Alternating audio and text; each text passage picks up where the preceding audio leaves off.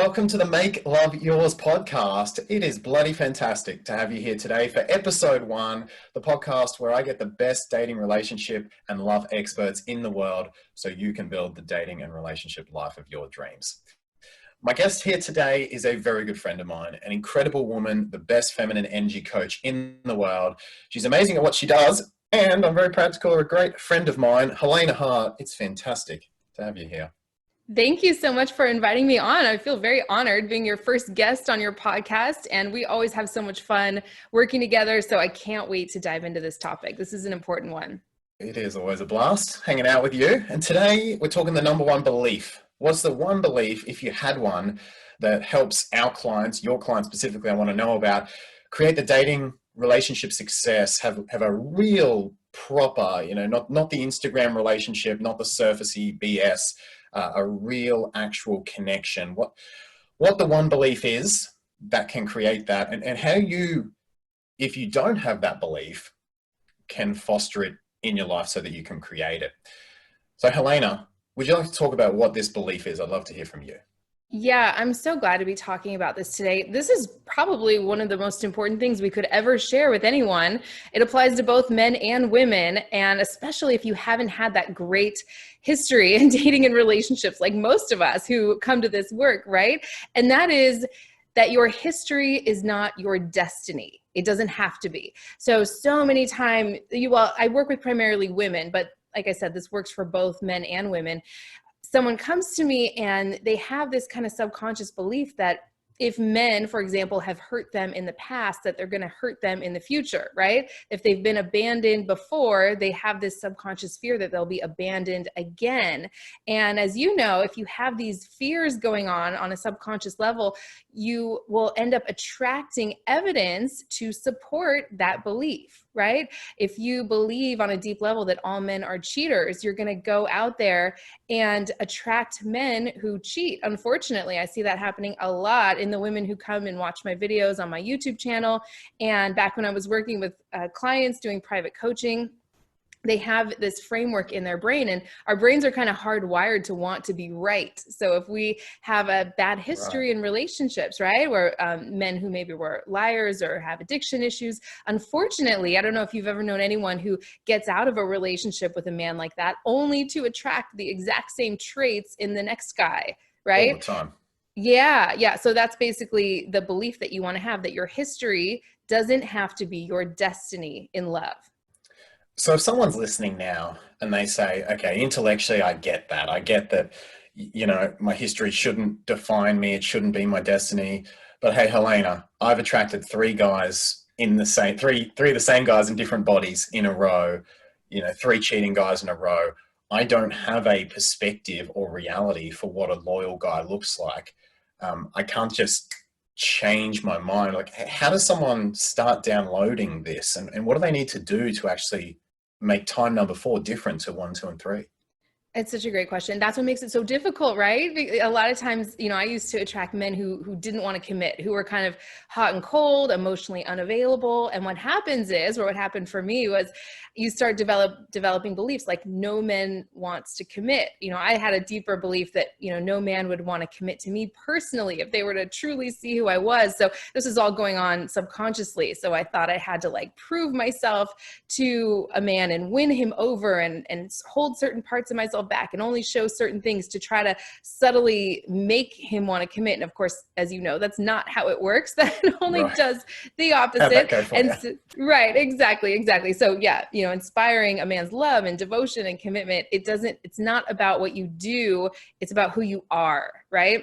As a woman, especially when we're talking about feminine energy, which we can get into if you want. So if you've never had the experience of a really healthy masculine energy man coming towards you, or for the men watching, if you've only experienced certain things in your relationships, you have to create this new framework in your brain. And there's all kinds of things you can do.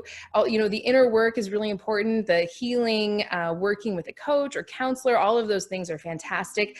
There's simple things you can do too, right? Like looking for evidence that your love story exists. Like no matter where you are, in your journey to attract the relationship you want, or maybe you're in a relationship that you want to bring closer.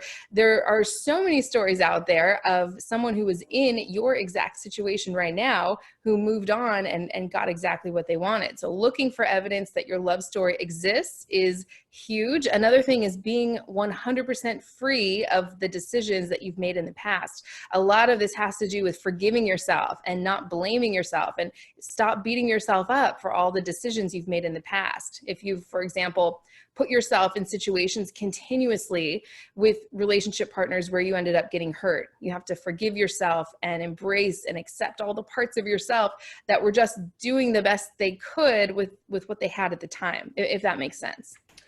Do you have specific advice around that forgiveness piece? I know I get a lot of clients who come to me and maybe they have a learning, or they figure something out, and then that starts the chain of, oh, how did I not know this sooner? Why was I so stupid? Lots of those thoughts come up. What specific advice do you have if someone's listening and they say, you know what, I'm learning about this stuff now. I wish I'd known this 10 years ago. How do I get over the pain of not knowing this 10 years ago? Oh yeah, I hear that all the time. I'm sure you do as well. Like, why didn't I learn? Why don't they teach this in school? Why didn't I learn this 30 years ago, Yes. right? Oh my gosh, yeah, absolutely. It's finding that part of yourself. This is one way you can do it. There's all kinds of ways. Finding that part of yourself that is deeply in love with you. It wants you to have good things. It wants you to get what you want, but it didn't go about it in the best ways. This could be a little piece of yourself that got fractured off when you were like 2 years old or 5 years old. And it's just trying to protect you the best way it knows how, by kind of pulling you towards what feels familiar often, right? Our subconscious mind is so committed to homeostasis and survival. It's always just wanting to protect us and keep us safe. So when a man or woman, depending on who you're dating here, comes along and they kind of fit right into these old relationship patterns or what Yeah. love felt like to us earlier in life. If you had to work hard to win or earn your parents' love, we start to develop this comfort zone where we're only comfortable if we're working hard to win someone over, or if we're up in our head analyzing, or if they're kind of emotionally unavailable. We develop this comfort zone where we're more comfortable with someone who's not 100% there for us than we are with someone who is going to be there for us in the long haul. So it's finding that part of yourself, going back and visiting with it often, and seeing what it has for you, seeing what gifts it has for you, seeing what it has to say. Often these little parts of ourselves are, like I said, deeply in love with us. They're trying to protect us and keep us safe. They just don't go about it in the best way. So actually listening to it, loving, embracing, and accepting these little parts of ourselves that can often act out and sabotage us, sometimes in the worst possible moment. I can go further with this, but I'd love to check in with you and see what you think about this. Yeah. So what you're basically saying is there's part of us that's comfortable with our old history. Yes.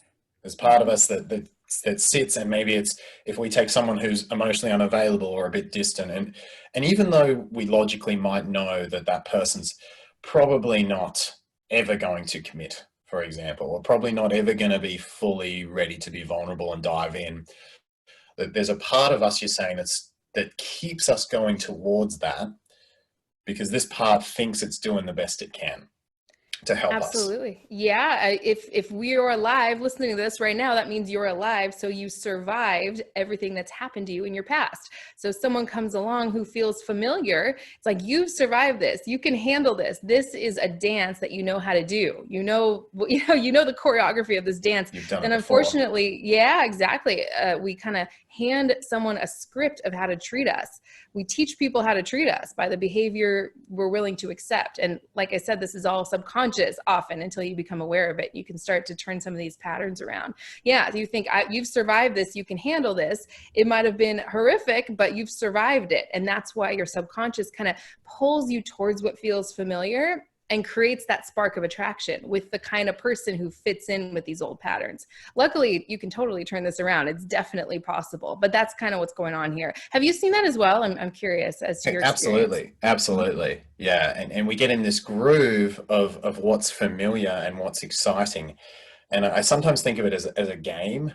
if it's the same game that you played growing up that you got used to, if a parent, for example, was distant, as a kid, we have to win the game, right? It's like, how do I get the parent's attention? Or how do I get love in this way? And you start bending and moving yourself around, trying to figure out, maybe if I do this, no, that didn't work. Maybe if I do this, Mm-hmm.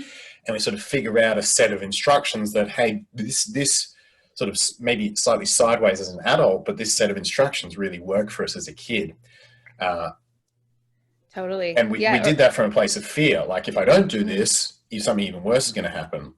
So we get kind of this bendy set of instructions, but then when we apply them as an adult, we start to get weird results.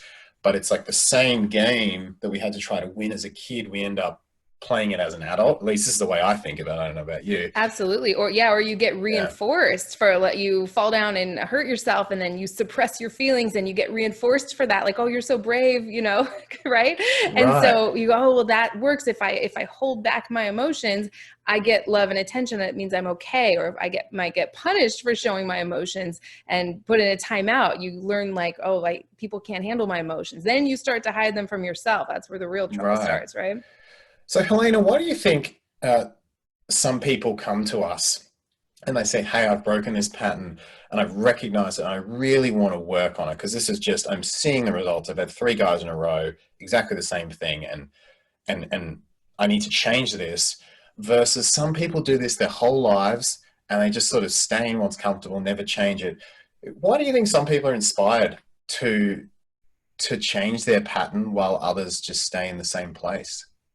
I think it's something you actually hit on before. It's that excitement. It's that we can equate love with these obsessive highs that we get when we're with someone that fits into these old patterns, right? We think that that's what love is. We feel the highs and lows, and it's like an addiction. And I say those feelings of obsession and longing for someone who's not quite doing the job, right? They don't equal true love, even though they can stir up feelings in us that feel like love to us based on what we've experienced in our past.